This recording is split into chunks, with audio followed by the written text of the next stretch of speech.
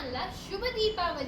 माझे नाव ऋषा पंकज बडिये आणि माझ्यासोबत नील पंकज बडिये. आज आम्ही बनवला आहे सिंधुदुर्ग किल्ला. सिंधुदुर्ग किल्ल्याची आज आम्ही तुम्हाला माहिती सांगणार आहे. तर सर्वात आधी आपण जाणून घेऊ की सिंधुदुर्ग किल्ला कुठे आहे. हा मालवण कोकणातील सिंधू या सागरात वसलेला आहे. सिंधुदुर्ग किल्ला हा एक पौराणिक गड आहे जो सागरात उभा आहे. अजून तो तुटला नाही. त्याचे भिंती झिजून गेल्या आहेत कारण लाटा त्याला रोज रोज टकरत राहतात. आता आपण सिंधुदुर्ग किल्ल्याचे आतून प्रवास करू. होपफुली तुम्ही या प्रवासात बोर नाही होईल कारण ही प्रवास खूप मजेदार आहे. आता आपण जेव्हा इथून जातो तेव्हा त्याच्या पहिली एक गोष्ट तुम्हाला सांगायची होती. तुम्ही विचार करते की हा गड कसा बनवला, विचार कसा केला की आपण इथे बनवूया. तर सर्वात मोठा काम होतं या मोर्याच्या दगडचा.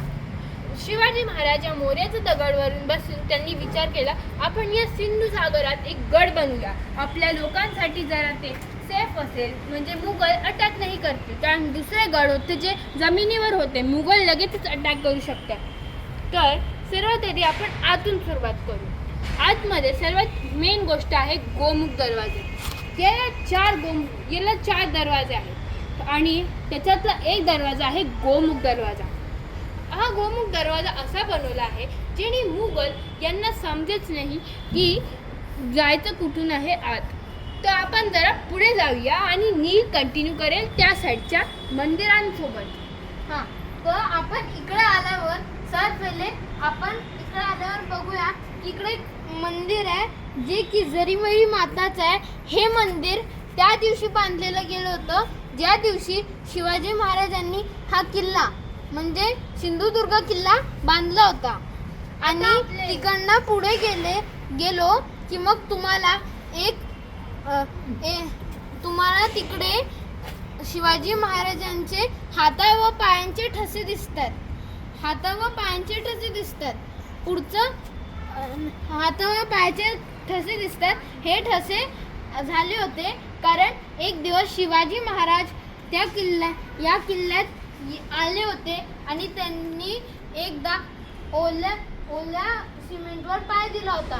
तर मग ते सिमेंट खाली दबून गेला आणि त्यांच्या पायांचे ठसे बनले. मग त्यांनी आधार घेण्यासाठी एका दिवारेचा आधार घेतला आणि तेव्हाच ती दिवार पण ओली होती. तर मग त्याच्यावरती पण त्यांचे ठसे तयार झाले. आणि मग तिकडचे जे कारीगर होते त्यांनी त्या ठस्यांना एकदम नीट सुरक्षित ठेवलं. असे हे ठसे आतापर्यंत पण तुम्ही सिंधुदुर्ग किल्ल्यात बघू शकता. पुढचं आता माझी ताई कंटिन्यू करते. आता आपल्याला इथे दिसतं तिचे घर कुठे आहे. तर हे 1, 2, 3, 4 हे 4 घरं आहेत कारण इथे अजूनही 18 ते 20 कुटुंबे राहतात. 18 ते 20 कुटुंबे तुम्ही विचार करा सिंधुदुर्ग या गडावर ते राहतात. मग इथे खूप सारे नारळाचे झाड आहेत. आता हे एवढे खास कसे हे मी तुम्हाला सांगते. तसं हे तर नॉर्मलच आहेत पण इथे एक असा नारळाचा झाड होता ज्याला 2 फांद्या फुटले होते. इमॅजिन करा 2 फांद्या. पण ते 1748 मध्ये त्याच्यावर वीज पडले आणि ते मरण पावलं. आता आपण जरा इथे बघूया. इथे आपल्याला 3 विहिरी दिसतील. दूध बाव, साखर भाव आणि दही बाव. हे तिन्ही विहिरा खूप खास आहेत. हे खास आहेत कारण याच्यात गोड पाणी आहे. हे गड अख्खा खरं समुद्रात आहे पण त्याच्यात गोड पाणी आहे. हे कसं गोड पाणी आहे हे अजून आम्हाला माहिती नाही कारण हे त्यांनी शिवाजी महाराजांनी कसं कन्स्ट्रक्ट केलं की तिथे गोड पाणीच येतं. आता आपण जरा अजून एक माहिती किंवा एक असं सांगून देते तुम्हाला. इथे एक शिवचं मंदिरही होतं. तिथे पुढे एक विहीर सारखं होतं पण ते विहीर नव्हतं. मुघलांनी तिथे दगड टाकले आणि त्यांना एक विहीर बनवून टाकलं. ते एक गुप्त दरवाजा होता. चोर दरवाजा म्हणू शकतो. तो 2 जागेला उघडायचा. एक आहे वाघाची गुफा आणि एक आहे तटावरील एक घर. वाघाची गुफा का म्हटले जाते कारण तिथे असं म्हटलं जातं की वाघ तिथे असं दाखवायचं होतं त्यांना की तिथे वाघ राहतो आणि तिथे तुम्ही येऊ ना. आता आपण एक मुख्य गोष्टीवर येतो. सर्वात मुख्य गोष्ट आहे हे मोठं टेम्पल किंवा गड. तर हे शिवाजी महाराज इथे फक्त एकदाच राहायला आले. ते एकदा जेव्हा राहायला आले जेव्हा शिवाजी महाराजांनी या किल्ल्याचं उद्घाटन केलं. आणि ते 4-5दा अशी भेटीगाठीला यायचे आणि इथूनच चालले जायचे. त्यामुळे आपल्याला आतापर्यंत इतकंच गोष्ट करू शकलं की ते एकदाच राहायला आले. तर इथे आपण बघू शकतो की कसा हा गड बांधला आहे, कशी याची माहिती आहे. तर तुम्ही विचार करेल, इतका गड आहे, सागरावर बसलेला तो गड आहे, तर हा गड बनवायला किती वर्ष लागले असतील. तर शिवाजी महाराजांनी म्हटलं, शिवाजी महाराज जेव्हा येत होते तेव्हा ज्यांना त्यांनी काम दिलं होतं, ज्या माणसाला, ज्या मावळ्याला त्यांनी ते काम दिलं होतं, त्या मावळ्याला त्यांनी ते काम दिलं होतं की तुम्ही हे गड बनवा. मग त्या मावळ्यांनी जाऊन माताला विचारलं, आता काय करायचं. शिवाजी महाराज तर मुघलांच्या केसमध्ये आहे, तर आता गड कंटिन्यू करायचा की नाही. तर माताने म्हटलं, तुम्ही हा गड कंटिन्यूच करा आणि बिलकुल थांबू नका का.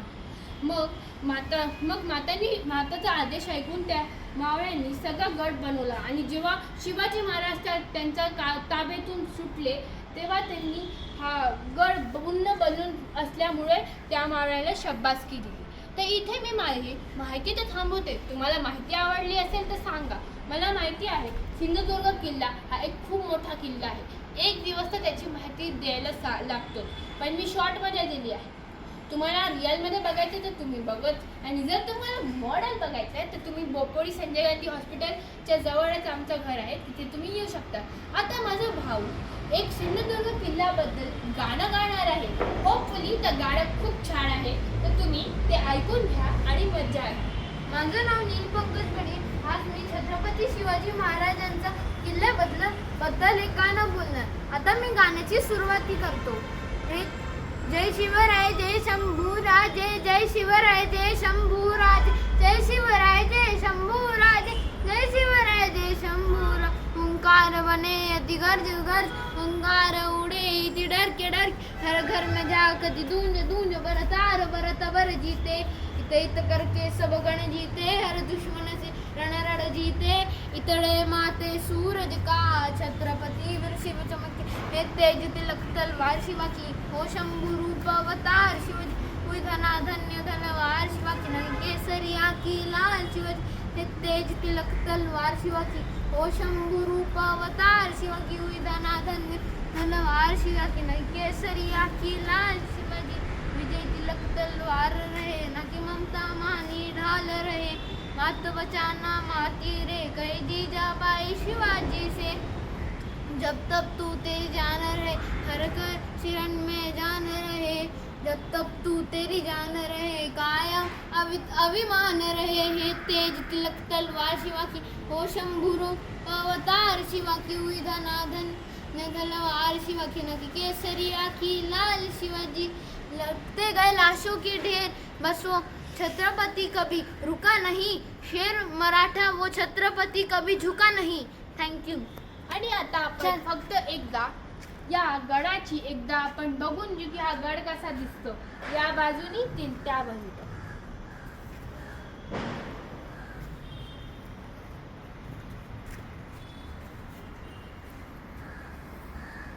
जय शिवाजी जय भवानी. थँक्यू.